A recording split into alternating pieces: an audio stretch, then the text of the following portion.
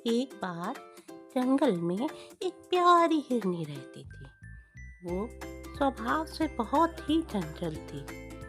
वो एक जगह नहीं रुकती थी, पूरे जंगल में इधर उधर घूमा करती थी। झुंड में रहना उसको पसंद नहीं था। वो हमेशा झुंड से अलग ही रहती थी।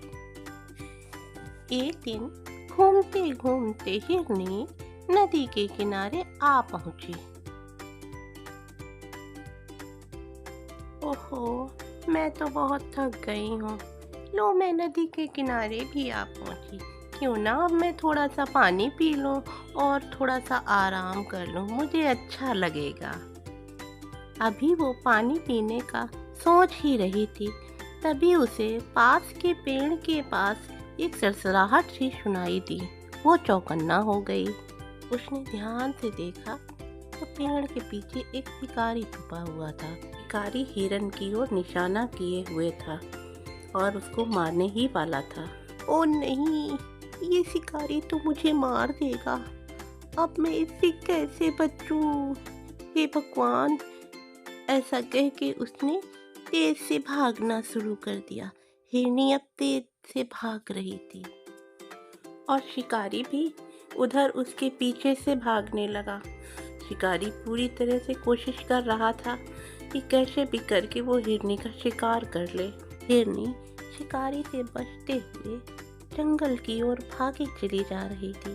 कभी इधर छुपती, कभी उधर छुपती और शिकारी की निगाह से बचते हुए वो आगे निकल गई।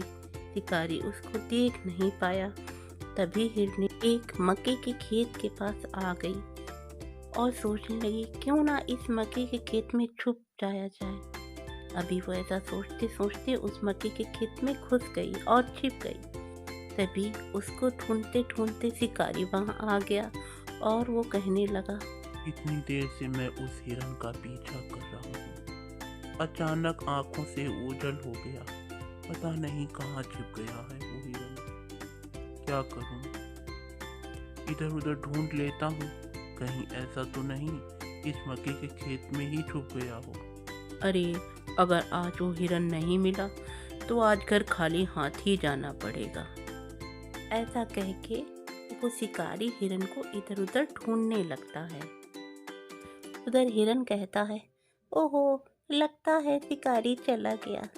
क्यों ना कुछ पत्ते ही खा लिए जाएं। ऐसा सोच के हिरन निडर होके मकई के पत्ते खाने लगता है।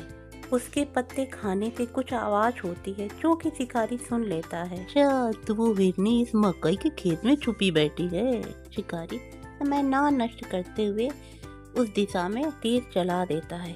तीर सीधे हिरन को लगता है। वो हिरन वहीं गिर जाता है और कहता है, शिकारी से बचने के लिए जिस खेत ने मुझे आश्रय दिया, मैं उसी को नुकसान पहुंचा रही थी। मेरी मूर्खता की यही सजा है कि मैं आज अपने प्राणों से हाथ धो बैठी। ये दोस्तों, मुश्किल समय में जो हमारी मदद करते हैं, हमें उन्हें नुकसान नहीं पहुंचाना चाहिए।